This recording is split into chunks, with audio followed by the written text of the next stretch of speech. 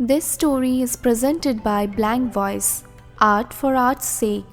मेरी कविता का शीर्षक है किन्नर। बेटा हो या बेटी चलेगा, बस खुशहाल हो वो लम्हा इसकी आस थी। वो रात उस परिवार के लिए बेहद खास थी।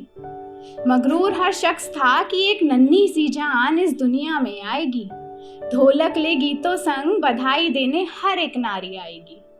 छोटी छोटी बातों का सपना देख आंगन में एक शख्स बैठा था कि तभी किलकारियों की आवाज सुन वो ही शख्स कमरे की ओर भागा था। आंखों से अश्रु छलके थे और उत्साह से सांसें रफ्तार में थी, क्योंकि एक अरसे बाद आंगन में किलकारी गूंजी थी। अंदर गया तो माहौल कुछ और था। दाई माँ और कुछ औरतों के बीच कानाफूसी सा हॉल था। कोने में उस कमरे के पत्नी उसकी चारपाई पर लेटी कि तभी दाई माँ को पूछा उसने, बेटा है या बेटी? उत्तर तब उसको कुछ ना मिला, मगर वो ये सब देख कुछ भी ना समझा।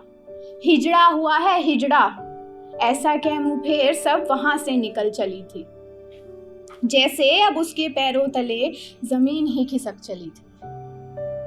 हाथों में वो ले उस नन्ही जान को, बेहद सहमा सहमा सा था सुन उसकी धड़कनों को। समझा ना था वो खुद पर गिरी इस बिजली को, क्योंकि बन गया था एक जिंदा लाश वो। सपने सारे अब टूटे कांच से हो गए थे।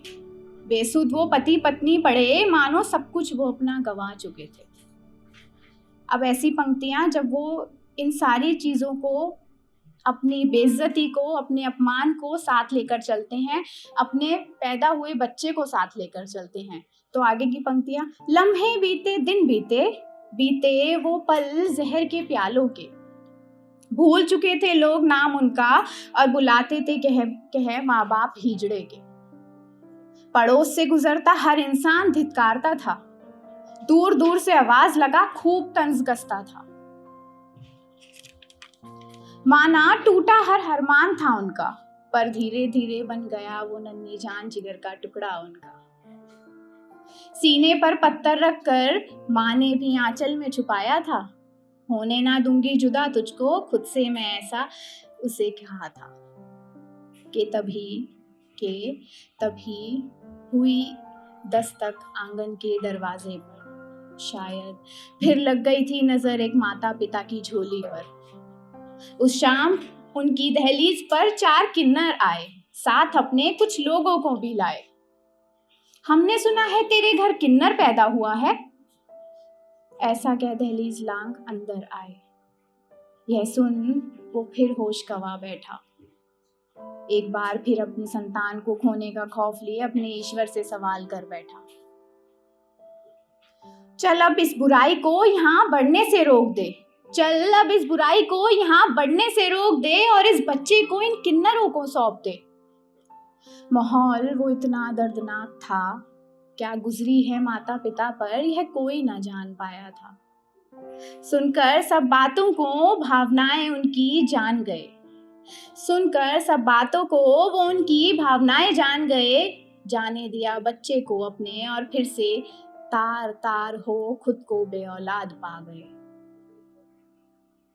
अब खत्म हुआ किस्सा माँ बाप का, क्योंकि शुरू हुआ पन्ना एक नई सी किताब का। ले जाया गया उसे एक ऐसी जगह, ना था कोई अपना और ना ही कोई पराया। मालूम ना था उसको कि वो है कौन सी जाति, हाँ मगर थे कुछ लोग वहां उसकी भांति। उस नन्ही जान का तो केवल इतना सा कसूर था कि जन्मा वो एक किन्नर था। उसके आने की खुशी में दिवाली सा घर सजा था। आया है नया सदस्य हमारी टोली में, नाचो गाओ जश्न मनाओ, ऐसा सबकी जुबान पर था। और यूं ही सुख दुख आपस में बढ़ता रहा, साथ ही धीरे धीरे समय भी कटता रहा। अब उसे आए कुछ बरस बीते, एक खूबसूरत चेहरे के साथ उसके खिलखिलाने के किस्से भी बीते। घर के साथ उसे एक नाम भी मिला था, जिन्हें वो माँ कहकर पुकारती थी, उन्हीं ने उसका नाम कल्पना रखा था। अपनी माँ के संग वो जगह जगह गलियों में जा नाच गाना करती थी। लेकिन हिजड़ा है तू, यह सुन अपनी माँ से सवाल करती थी। हिजड़ा होना पाप है क्या, जो मैं हर वक्त बेइज्जत करी जाती हूँ? माँ बोलो ना, आखिर मैं क्यों धुतकारी जाती हूँ? कलम उठाती माँ उसकी और कहती उसको, लिखते पन्ने पर तू जो है सहती। मैं आज माँ तेरी तुझसे खुद ये कहती। तो अब ये वो पंक्तियां आएंगी जहां पर वो कलम उठाती है, अपने सामने पड़े कागज पर अपनी सारी बातें लिखती है, अपनी जीवन की सारी बातें जो अब तक वो सहती आई है वो लिखती है। इसको भी मैंने शब्दों से कविता के रूप में उतारा है, तो मैं आपके समक्ष रखती हूँ। मैं भी जन्मी कोख से एक माँ की, मुझको जनने में भी माँ सहती है। फिर ये समाज ये दुनिया मुझे क्यों ठुकराती है? मुझको सजने की आदत है, आदिकाल में तो मेरी छवि अर्धनारीश्वर की है। हिंदू हो या मुस्लिम, कौन हूं मैं? नर नहीं तो क्या नारी हूं मैं? कोई कहता हिजड़ा मुझे, तो कोई अभिशाप समझता है। उतार बलाएं सबकी मैं खुशियों से झोली भरती हूँ।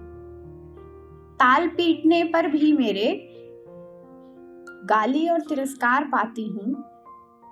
भरपूर दुआएं देती मैं, आखिर में खुद बद्दुआ कहलाती हूँ।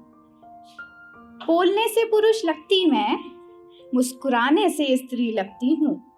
जख्म छुपा सीने में अपने, फिर भी नाचती गाती हूँ।